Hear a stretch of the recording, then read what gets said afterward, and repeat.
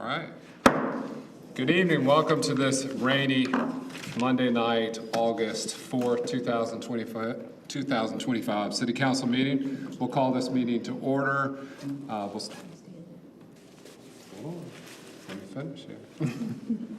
So we'll call this meeting to order, and I hope everybody had a great weekend. We'll start out with the invocation and pledge allegiance. Councilmember Cheryl. I invite you to join me in prayer. Oh God, we come before you with gratitude. We thank you for making each of us and every citizen in your own image with dignity and infinite worth. We thank you for the calling you've given each of us to be good stewards of Clemson and to love our neighbors as ourselves. We thank you for the servants represented here, our mayor, our city manager, our city staff, and our council members. We come before you seeking wisdom and insight as we work for the betterment of our community. Enable us to work together to build a more vibrant and prosperous Clemson. Amen.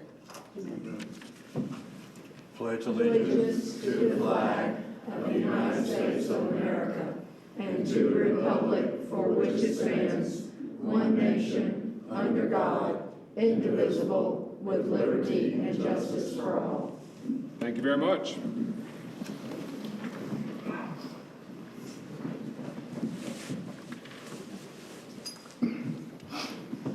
So our next item is the oath of office. And Chief, you coming up? Yes. Yes, sir. We appreciate it.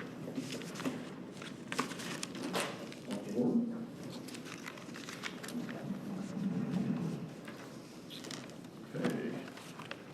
Mayor, council members, standing before you is Officer Horton. Officer Horton grew up in Anderson, South Carolina, where he went to Pendleton High School. After high school, he went to Clemson University and graduated in 2021 with a bachelor's degree in management. After graduating, he started his career in the food service industry. You may look familiar because he worked at Sully Steamers downtown. While working there, he ran into a few of our officers who went there on their breaks, and they had discussions with him and told him, hey, you'd be a good police officer. You might want to try applying. So he did. He was successfully hired and has just recently finished his training. He is married. His wife, Brianna, I lost her name there for a minute, 3 years, is that correct? Okay, for 3 years. She's in the attendance, and his mom and dad are here as well. They both live in Anderson, and they're very supportive of his new career. So this is Officer Horton. So Officer Horton, I need you to raise your right hand. Do you solemnly swear that you're duly qualified, according to the Constitution of this state, to exercise the duties of the office to which you've been appointed, and that you will, to the best of your ability, discharge the duties thereof, and preserve, protect, and defend the Constitution of this state and the United States, so help you God? Okay, put your hand down. All right, next we'll recite the code of ethics that you will agree to abide by, okay? As a law enforcement officer, your fundamental duty is to serve the community, to safeguard lives and property, to protect the innocent against deception, the weak against oppression or intimidation, and the peaceful against violence or disorder, and to respect the constitutional rights of all to liberty, equality, and justice. You will keep your private life unsullied as an example to all, and will behave in a manner that does not bring discredit to you or your agency. You will remain courageous, calm in the face of danger, scorn, or ridicule. Develop self-restraint and be constantly mindful of the welfare of others, honest in thought and deed, both in your personal and official life. You will be exemplary in obeying the law and the regulations of your department. Whatever you see or hear of a confidential nature or that is confided to you in your official capacity will be kept ever secret unless revelation is necessary in the performance of your duty. You will never act officiously or permit for personal feelings, prejudice, political beliefs, aspirations, animosities, or friendships to influence your decisions. With no compromise for crime and with the relentless prosecution of criminals, you will enforce the law courteously and appropriately without fear or favor, malice or ill will, never employing unnecessary force or violence, and never accepting gratuities. You recognize the badge of your office as a symbol of public faith, and that you accept it as a public trust to be held so long as you are true to the ethics of the police service.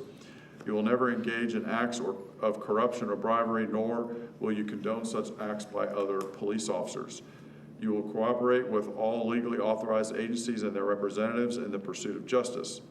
You know that you alone are responsible for your own standard of professional performance and will take every reasonable opportunity to enhance and improve your level of knowledge and competence. You will constantly strive to achieve these objectives and ideals, dedicating yourself before God and your chosen profession, law enforcement. Do you agree with these standards? All right, congratulations. Officer Horton.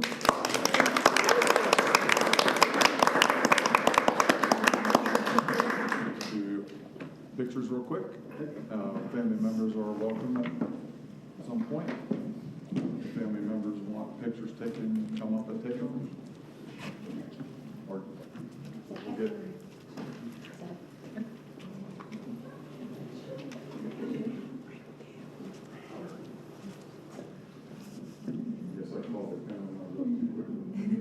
That's perfect, Chief. That's the way it should be. Yeah, if they don't have us in the background.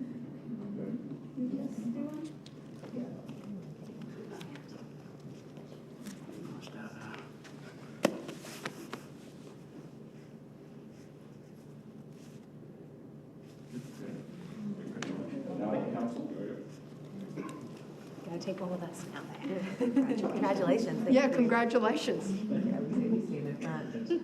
Well, 'cause I'm sure. Yes.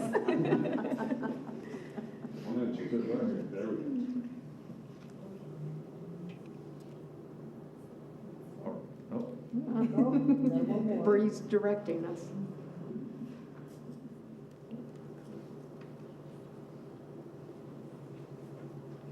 Yes, congratulations. Congratulations. Yeah, congratulations. Thank you, appreciate it.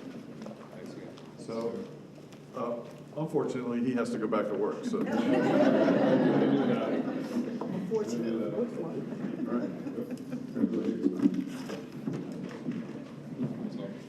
Safe.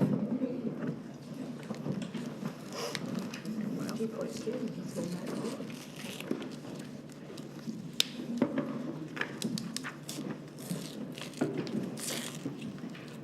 Thanks again. All right.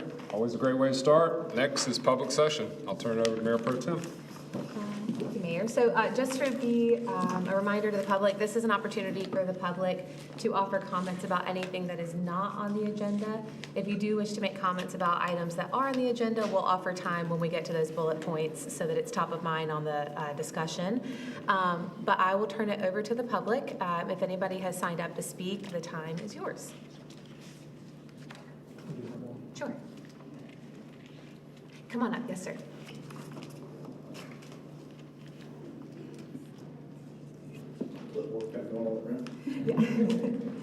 Mr. Bagby, yes, thank you. Rick Bagby. My wife and I live at 109 Laurel Lane. Wanted to come and just speak briefly on the downtown meter parking. I sent in my comments earlier so you can have them in writing. I also sent a picture as well, but I just wanted to come and speak real fast. Don't really agree with the downtown meter parking. I think it is an issue. We created an issue trying to solve another issue, which is students taking up downtown parking so that residents cannot visit our downtown merchants. I took a picture, I supplied it to you on July 17th. There was no students in town. I was downtown, I parked. There was absolutely no cars around me, which actually does sort of reiterate that it was a student issue or a student issue that we're trying to solve. I feel that it was implemented very poorly. If we are trying to solve student parking downtown, we should never have implemented it once the students left. We actually left it to the residents to figure out all summer to be the guinea pigs of how to use it, how to work it, so that the system actually will be working when the students come back. I think we should have implemented it now in August as students were coming back, so that it wasn't actually laid at the feet of the residents to figure out. I do have two suggestions for you. I just don't want to complain about it. I do have two suggestions. We're using license plate technology to figure out who's parking downtown. I'd like to see the city create a database of city residents, their cars that are legally registered to their primary residence. Let's put in our license plates and let's offer free parking to the residents.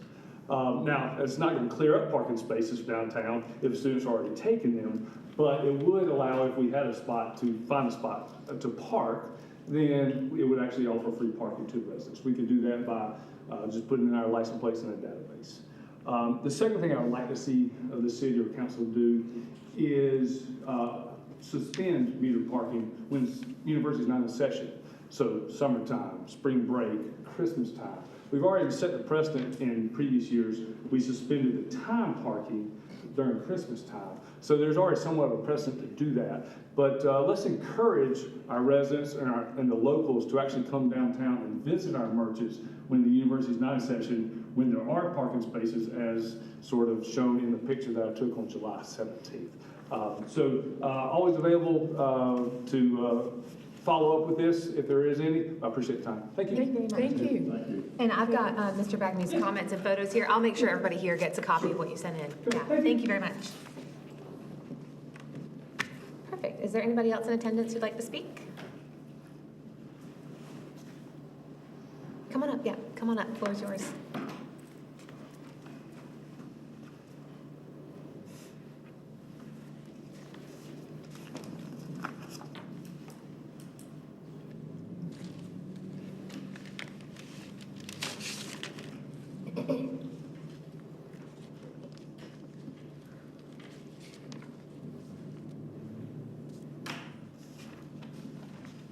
Robert Lee, I live at 113 Clemson Drive, Clemson. Something, I've been interested in the hub development and the lawsuits against that, and something I was just thinking about things the other day, and something occurred to me that might not have been looked at. It's City Code 2-48, City Council decisions. It says there's a law, and that each member is expected to support the action, so you can oppose it in any way. So if a council member was actively opposing a council decision, which it appeared to me that the council member that was censured was pretty actively opposing this decision, the zoning, they're trying to overturn the zoning decision, that would constitute violation of that ordinance. Whether that's enough to make it unlawful actions that are missing in the lawsuit, I don't know. But it occurred to me that definitely, to me, looks like an unlawful action according to city code law. So whether that holds up or not, but I just wanted to bring that to your attention. There's some other things, I'll tie this all together. I kind of just scribbled this down real quick. One other thing about the hub I wanted to know as well. I'm thinking of it, I think I have time for that. There's a provision in the state law that it's called the citizens electors, a citizen ordinance. Like electors of municipality may propose ordinances. So 15% of electors of the municipality can propose an ordinance. The city has to hold a big referendum, so I think 50% would have to pass. But it can be for anything except appropriation of money and levy of tax. So it could be to repeal zoning, to change zoning. I made that in a public comment too. I got tired of listening to all the noise and the argument that wasn't anything substantial. And I said to, what I think in public, a Facebook group, that I pointed this out to them, that if there's really that many people that don't want this, go ahead and do this and improve it. Otherwise, it's kind of just noise. So I made that clear to them. But that they never did that just tells me more and more about this pact is really just a few people trying to force their views on the majority. So I want to include more of that in the email, but thank you for listening. Thank you, Mr. Robert. Lee. Anybody else? I did get some comments submitted online, so I'll read those now. The first comes from Miss Platt at 103 Mountain View Lane. She writes, I wanted to ask the council, if it would be possible to put a sign up before the curve at Pickens Street, Payne Lane, and Mountain View Lane, warning drivers to slow down because of the two property driveways. Cars fly around that curve, and it's very dangerous for my family and the occupants of the house across the street to pull out safely. Thank you. And again, that's Ms. Platt. We have another comment here from Alan and Kathy Hodges at 100 Strode. They've submitted a comment that's really lengthy, so I'll make sure that this is also shared with you guys. They've done a lot of work with their comments and diagrams and photos, so I think it's important that you all see it. But I'll read the beginning of it so you know what is going to be sent to you. This is about the project at 398. The application states the site design incorporates the preservation of one of three existing active streams. with the remaining 2 streets to be thoughtfully relocated to support overall site functionality and environmental integrity. We asked, how are you going to do that? The June 23rd workshop indirectly answered our question. The presenter focused on how the process is heavily regulated by the Army Corps of Engineering. He assured the commission LV Collective will be working with Kimley Horn, the best civil engineering experts in the area. As we understand from PDF schematics uploaded on July 24th, one stream will enter a head wall, funneling it into an underground culvert at 104 Riggs. The piping then continues around the periphery of the building until it empties into the stream flowing from our lot, where it becomes a visible amenity of the PD. We assume the other enters the concrete storm vault. We would like to compliment city staff for promptly uploading a large file of materials presented at the meeting. And that's just so that the public sees. They have provided a lot of photos. So we'll make sure this gets out to everybody, and it will be available with the city clerk for anybody. So thank you very much to the Hodges. And then the last comment that was submitted, Ms. Cheryl Combs just submitted a note of lack of information. I'd welcome Ms. Combs to follow up with more detail. That was all it said. So I'll reach out to her and see if there's any additional information she'd like to send to us, but that's it. If there's anybody else from the public? Okay, that could be. All right, appreciate it very much. Next on the agenda is the possible approval of minutes from July 21st, 2025. Would somebody like to make a motion? Second. All right, any comments, discussion? All in favor, raise your right hand. All right, thank you very much. Next is reports and discussion. Discuss amending the business license ordinance class schedule as required by Act 176 of 2020. Connie.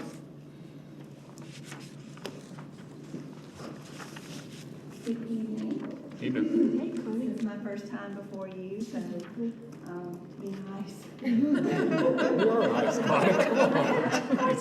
I know you all. I used to be in this hall, so I know you all, but you know, Nice. the anxiety of it. I know. It's all I'm good. teasing, It's of all course, good. I'm teasing. Okay, so as Mayor has mentioned, in 2020, South Carolina's Act 176, the Business License Standardization Act, was ratified. This law requires every municipality and county government with a business license tax to update its business licensing class schedule every odd-numbered year to go into effect the following license year. As such, 2025 is the year to update this, so that's why I'm here this evening. The state law does not set the jurisdiction's rates, but it does require all jurisdictions to use the same class schedule to determine the rate class that we use to assess the tax for the business.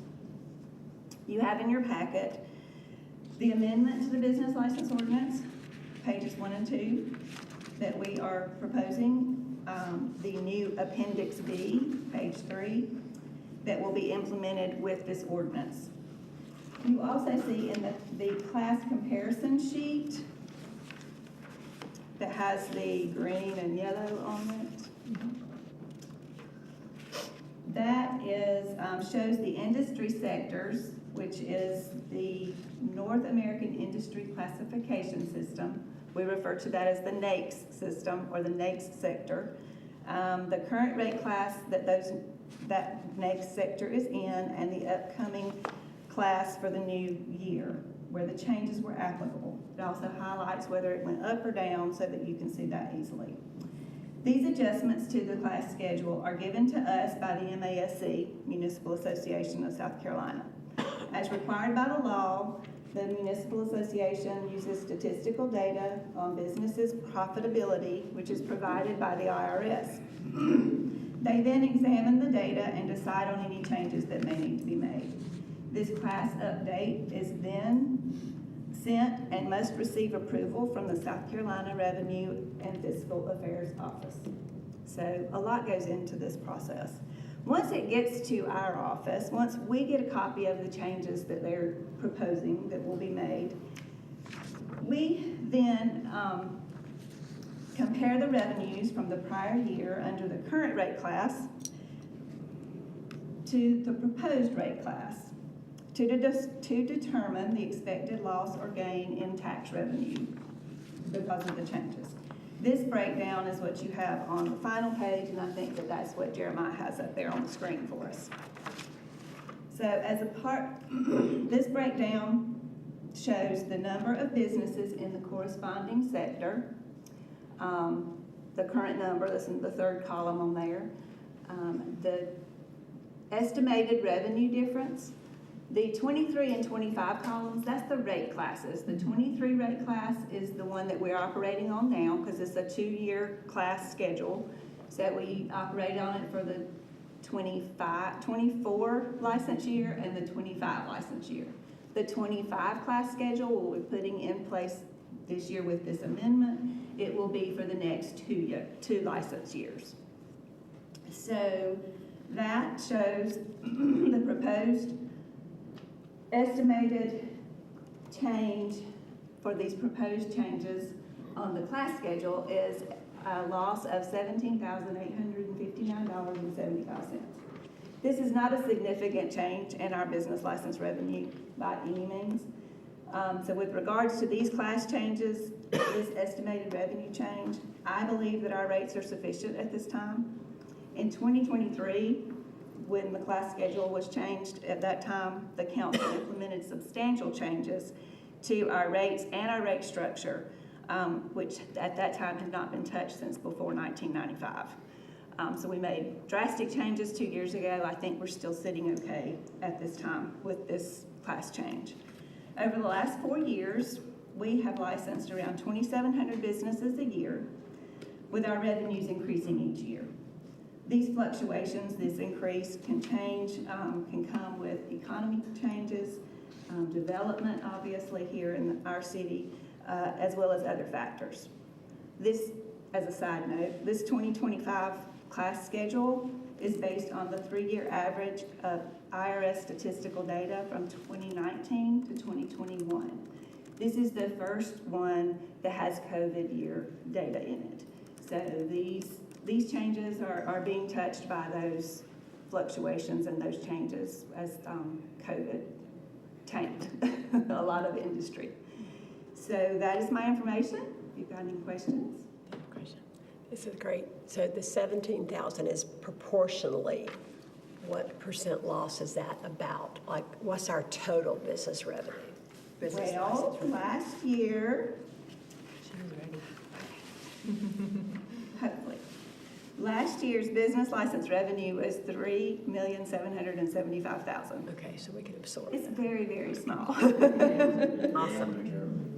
We are, for the last 4 years, the business license revenue for Clemson has been between 14, 15, 16% of the general fund revenue.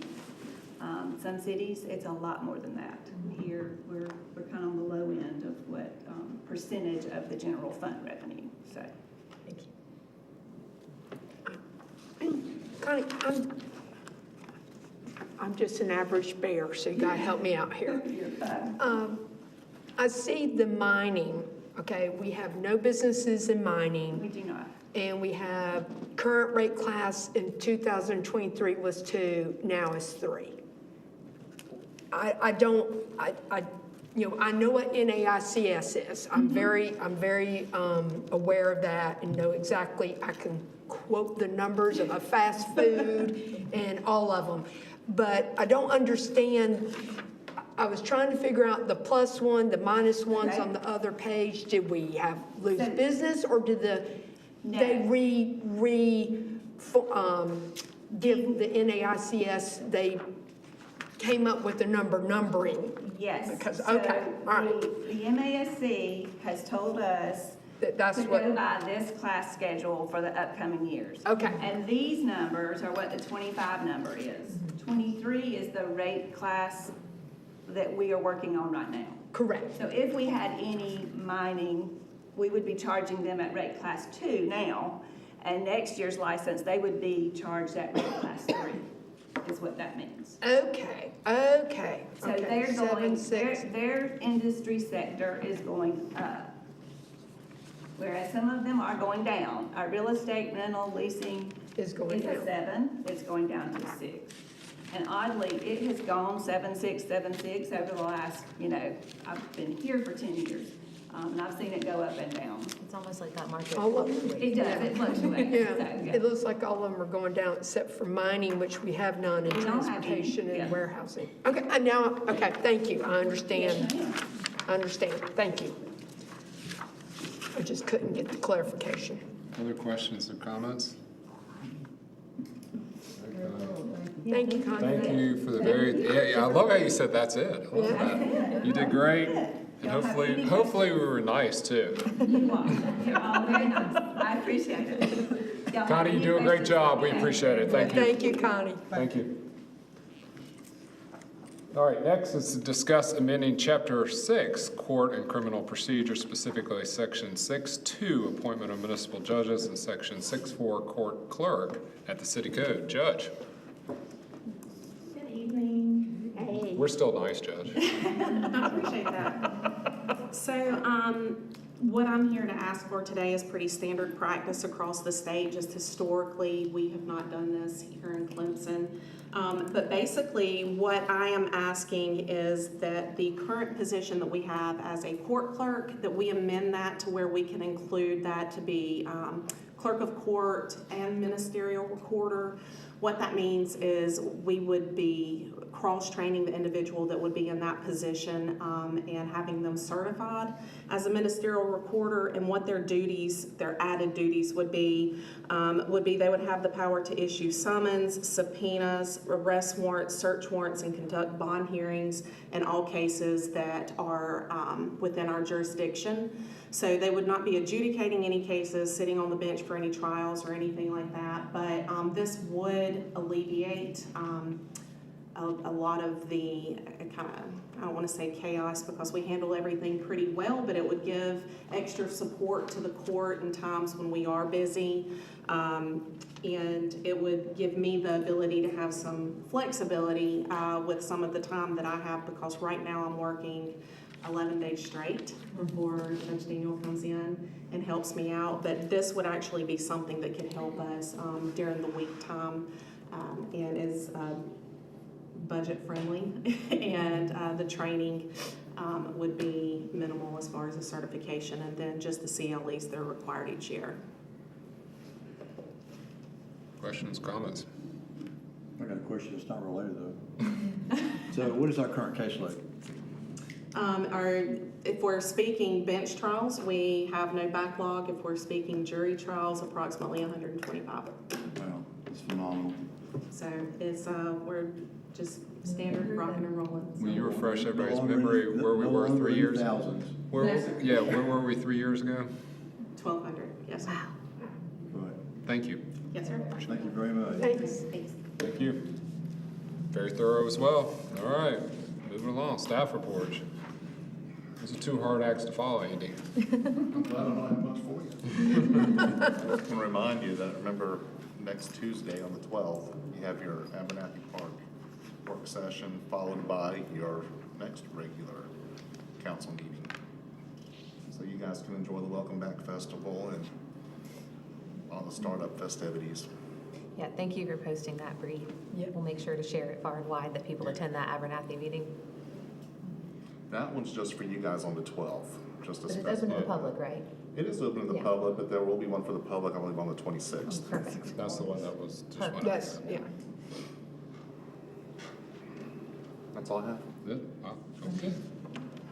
All right.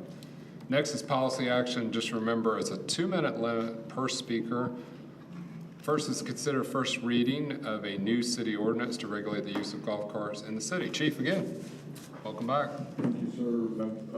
Mr. Mayor, members of council, the ordinance in your packet is the same one we discussed during the discussion. The only update I have is today I learned that Clemson University has added to and gotten approval from the state to allow for golf carts to drive at night on campus. They've added that to their rules as long as the golf cart meets the state statute requirements for headlights, taillights, and et cetera, which is what is in the ordinance that is before you. So that they will be allowing that on campus. Questions, comments for Chief? So do you, as chief in the police leadership role, have concerns about enforcing if this were to pass, to allow driving at night? I would have concerns enforcing either way, because if we don't pass it, then it's illegal to drive them at night, and we're gonna see them at night. If we do pass it, and they're in compliance, we don't really have to do anything. If they're out of compliance, then we would have to enforce it. No different than if we had a car going down the road with no headlights, we would have to stop and enforce it. I think it gives us more flexibility to have it on the books during those times. It gives us more options, but our enforcement efforts are definitely dependent upon how many there are out there, how many officers I have available, et cetera. Follow-up question, we had discussions when I first came on board about noisy cars and how it's not realistic to ask an officer to enforce like a noise ordinance on a car, right? Because of their safety and looking at, but I guess my follow-up question is, are there concerns about the safety of patrolling if we have golf carts out at night for your officers? For the officers, I don't think so. The safety of, I think anyone driving any vehicle at night has to be concerned about the hazards at night. I think we've seen a number of cases across the state where people driving golf carts specifically have either periled or been seriously injured because of that activity. But when you look at the crashes and you look at the dynamics of the crash, there's usually other things that were factors into more so than just driving. I mean, you're driving a vehicle that's not as protected as a car. Right. So I think the same level of danger for someone riding a bike at night would be there, maybe worse so because there's no protection on the bike. But it is a method of transportation that is being utilized more and more, not only in this state, but other states. And I think society is looking at those other methods of transportation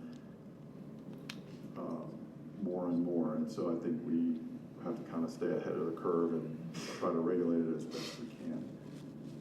Enforcement is always a tricky wicket, no matter what we do. I don't think it's going to raise the level of danger for my officers to stop a golf cart over a car. Actually, it's probably safer to pull it over a golf cart than a car, because you can see more of what's going on in the golf cart than you can in a car. Makes sense. So I don't think that would be any more of a concern for the officers per se. I do not have a golf cart. I have a farm ATV. This orange is a Kubota. I was going down Clarendon Drive, not even 50 yards. Someone ran a stop sign at Clarendon Hall and came that close to me being 6 feet under. Was it my fault at all? They ran the stop sign, didn't even look. If it's at night, are they even going to see me? And the people that I see going back and forth in golf carts, children do not have seatbelts on. Babies are in laps. Dogs are all over the place. And then at night you have that, and it's like you said, it's hard enough to see at night. Are we going to be able to enforce if they're 12 years old or younger? They're in a seat, there's no overcrowding, and there's a seatbelt on? No. Well, I doubt it, right? but that would be allowable during the daytime as well. So I think the only difference is the time of day, because currently under the state law, during the day, they would have to be belted in, Okay. et cetera, et cetera. But at least hopefully during, I just think that there's a safety issue there. I think we've been very, very, very blessed as a city to not have any really major golf cart incident that we have heard of or been reported, with the overcrowding and everything else that maybe it's just golf carts on my street that I see, and that I have had people run stop signs and almost take me out. So, I did do some research. I know Tiga K City of Conway and some of the other municipalities are also discussing doing this at night, and they are limiting it to just certain areas in their municipality. Certain streets, just downtown Conway or in this area. Has that been discussed with the Police Advisory Board, or has that even been a discussion? That discussion came up. However, when we had our public meetings, we had members of the community that came from all over Clemson and spoke about how they currently use their golf carts and where they travel from. And during those discussions, we felt that, or part of the discussions were if we just limited to, say, the downtown area, then we would be disenfranchising the rest of the folks that, because you have people from the Downs that travel to places up and along Berkeley and up and along Issaquena. So if we just did the downtown area, those people wouldn't be able to use our golf carts. We have people who use our golf carts to take their kids to school in the morning at Clemson Elementary School. So again, if we just did the downtown, we wouldn't be allowing them to use our golf carts over there. So that did come up, that was a discussion. We are such a small city in size that if we try to do a radius or something like that, it would start getting more and more complicated. So the decision was, well, because you are restricted to roads that are 35 miles per hour or less, that in and of itself should limit where some of these carts are going and coming from. So that's where that discussion went, and we didn't decide to put boundaries anywhere. Okay. Other questions or comments? All right, from the public?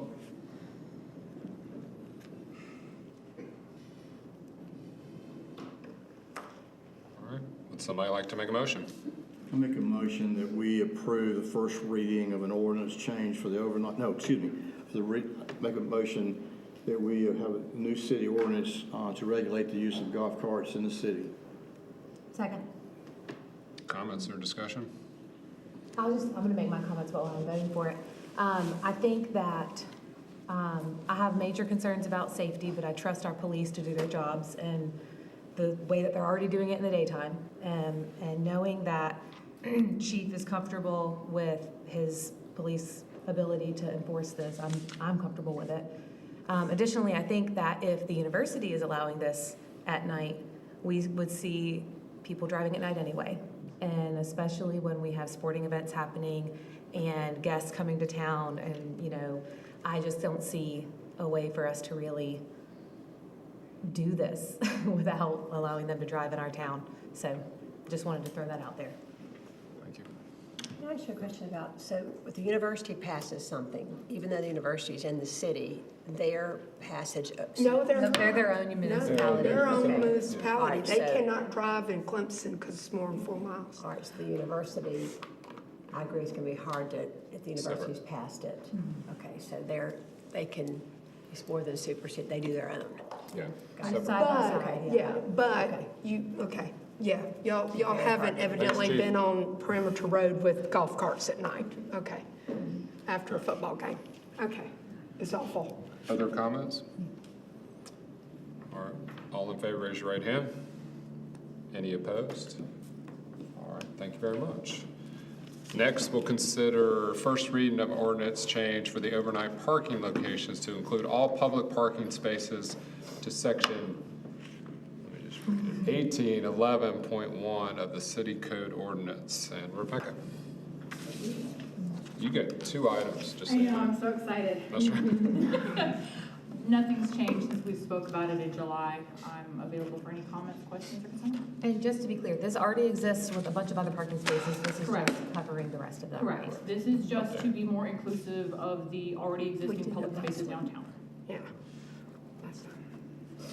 Any other comments, questions, comments from the public? Would somebody like to make a motion? I make a motion that we approve the first reading of the ordinance change for overnight parking locations in all public spaces in section 18-11.1. Second.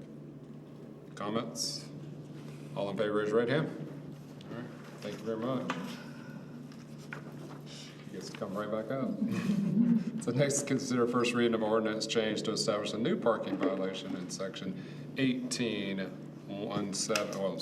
special event parking in the city code ordinance. Same concept, no changes since I was up here in July. Here for questions, comments, concerns. You could have just said, no, I'm just kidding. Just say ditto. I'm just kidding, just kidding. Comments? Comments from the public? Okay, would somebody like to make a motion? I make a motion that we approve the first reading of an ordinance change to establish a new parking violation in section 18-17, special event parking of the city code of ordinances. Second? Okay. Comments at this time? All in favor, raise your right hand. All right, thank you very much. Next is other policy items. Consider authorizing the chief and myself to enter into agreement with the school district of Pickens County for the SRO at Clemson Elementary. Thank you. This agreement is an annual agreement.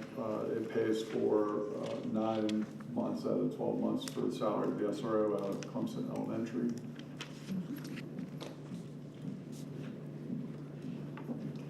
Questions for We're chief? happy is it Daniel and Edwards also? Daniel and Edwards are in the county. They're not within the city, so they're covered by the sheriff. So, and Chief, this is actually, I see Bree right there. So I saw on some of the comments on the Facebook post about on the agenda, someone asked about this because they weren't sure, and I know this is the annual. Yes, it's an annual contract. Right, I was just, Ensure I assumed we funding. responded by that this is just, yeah. I know that you're on it. I think Love the it. comment was more, why does it come before council? And I think it's in a recommendation for the MUSC that all intergovernmental agreements come before council before being signed. Right, I think, yeah, and there was a confusion of like, what are we talking about here? Because we, okay, just clearing that all up from the annual side. All right. Any other comments or questions? And from the public? Would somebody like to make a motion? I make a motion that we authorize the chief of police and the mayor to enter into an agreement with the school district of Pickens County for an SRO at Clemson Elementary. Second. Any comments at this time? They are heroes that have been in the rain for 2 days of school so far, and they deserve all the good luck in the world. Well said. Well said. It was a great report coming out last week. That came out last week, past tense. All right, all in favor, raise your right hand. All right, thank you very much. Next, consider authorizing the city administrator to enter into a multi-year contract for the FTA grant administration for KAT Consulting Services. Brand. Thank you, Mr. Mayor, Council. We led a RFP to kind of dovetail into what we had an agreement with Kimley Horn to do when they audited our operations, bookkeeping, and record keeping for the transit system. This takes it much step further and provides our staff some technical assistance and training to make sure that we meet all the benchmarks that's set by FTA and that we're doing everything to stay in compliance and doing the reporting on time. It is a 3-year agreement. Will initially be a 1-year agreement with the option to extend for an additional 2 years. It's a very in-depth statement of work. There'll be a lot of work for the next 3 years to make sure that we're compliant with everything. And there'll be some sub-recipient inspections as well. So it runs the whole gamut of transit administration, as well as putting together policies and procedures. This position over time has always been one, we have a full-time grant administrator in transit, but it's always a person who has always had siloed knowledge. It's always ended up to where it was like one person knew all this stuff. And I was always stressing resiliency. We need to have backup plans. This person can't walk out the door on us, that kind of thing. This is part of that. So we'll have staff in the training piece so that they can do a whole organizational wide training, and we'll be more resilient moving forward. How many staff members will actually get this training, excuse me? It's been one in the past, but now I'll let Mr. Fisher speak to that. 4? Oh, that's great. Okay, some redundancy, okay. Other questions or comments? And I would assume that they have a good background in terms of the Yes, they recommendations we've seen from had other. a previous experience actually with the feds, so they're very intimate with all the requirements of transit system and grant administration. We had 3 firms that were all highly qualified. This was one of the smaller firms, but very in-depth, intimate experience and knowledge. So essentially, this could all be done with 1 year's training. I wouldn't say that it would all be done in 1 year training. It is going to take the 3 years It will, okay. to That's do fine. to do everything, because it's just so broad. Okay. But as long as we have the staff training in the background, what they're charging for that service is still less than what we would pay a full-time. Right. Certainly. Okay. Any other comments or questions from the public? All right, would somebody like to make a motion? I make a motion that we authorize the city administrator to enter into a multi-year contract for FTA grant administration with CAT Consulting Services LLC. Second. Comments? All in favor, raise your right hand. All right, thank you very much. Thanks, Brandon. Thank you. Appreciate it. Next is the possibility of going into executive session to consider appointment of poet laureate, South Carolina Code, Section 3470A1. Would somebody like to make a motion? So moved. Second. Comments or discussion? All in favor, raise your right hand. Thank you very much. We will be back.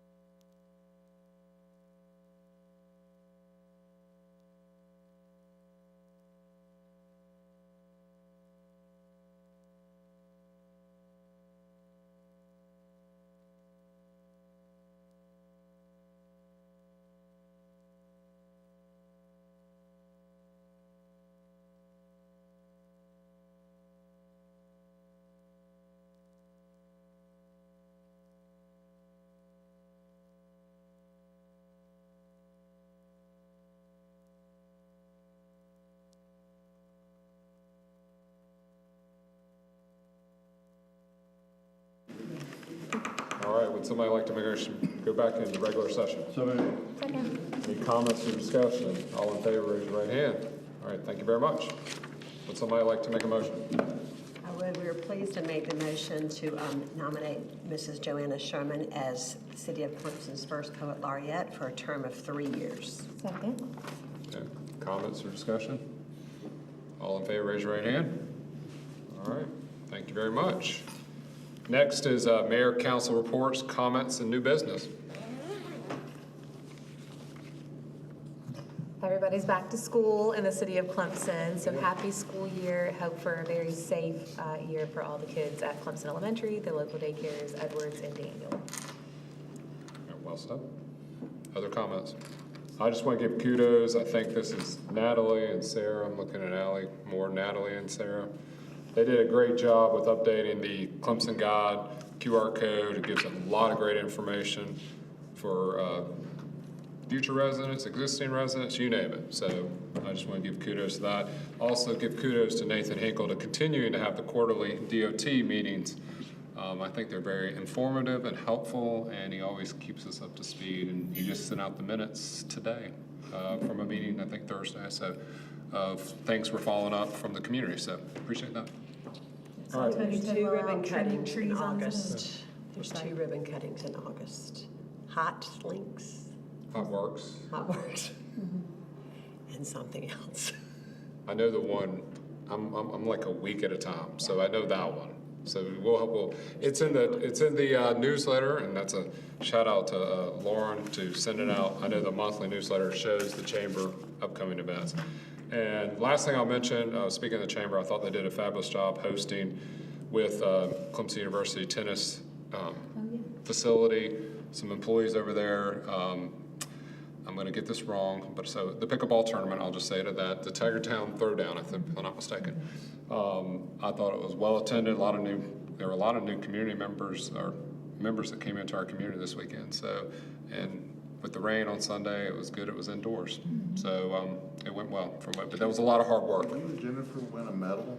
Yeah, Jennifer and we placed second. That speaks to the competition, by the way. Just so you know, that's the second time I played pickleball.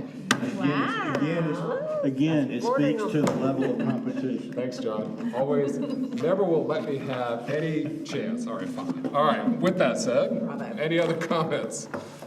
All right, would somebody like to make a motion to adjourn? So moved. Second. All right, any comments or discussion? All in favor, raise your right hand.